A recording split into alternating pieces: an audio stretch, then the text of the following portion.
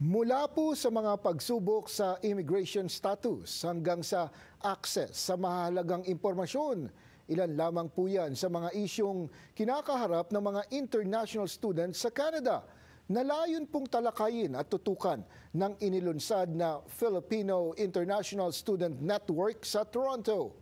Narito ang report ni Paula Saraza.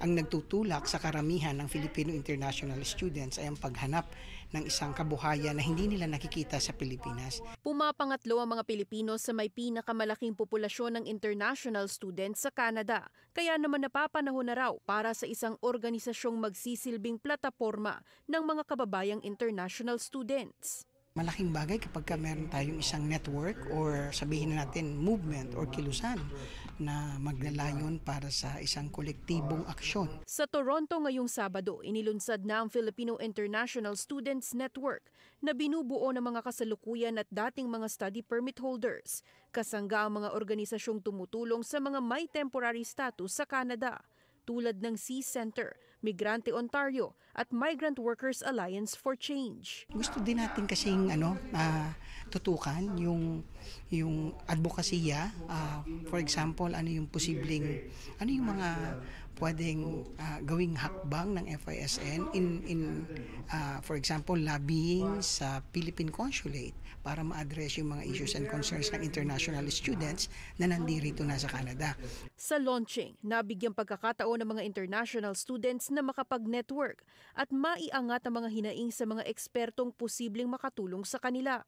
Bagay na hindi naranasan ni Ria Ruiz nang dumating sa Canada bilang estudyante noong 2016. Yung mga resources and the support that they will give, sana they would have given at that time.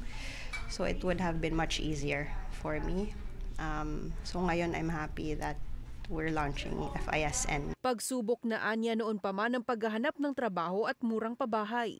At that time mahirap kasi maghanap ng work. So 800 plus is a bit high for an international student, plus 20 hours of work.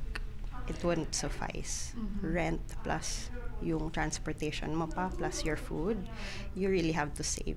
Sa kabila naman ng mga negatibong komentong naririnig tungkol sa International Student Pathway, kumpiyansa pa rin si Arsenio Aguilon na dating OFW sa Abu Dhabi na isa pa rin ito sa pinakamabisang paraan para sa Canadian Dream ng kanilang pamilya.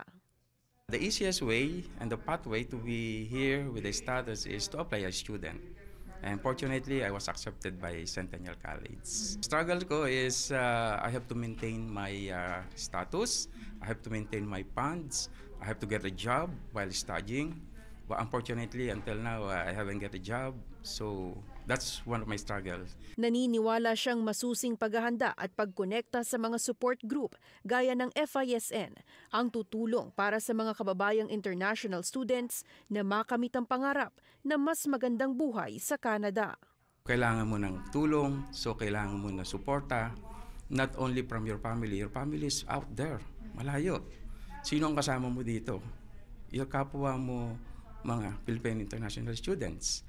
Layo ng grupo na maging takbuhan ng mga Filipino international students na nahihirapan makahanap ng trabaho o murang pabahay at posibleng may mga katanungan pagdating sa pulisiya ng International Student Program. Umaasa ang Filipino International Student Network na mapalawak pa ang kanilang samahan sa buong Canada. Paula Saraza, Omni News, Toronto.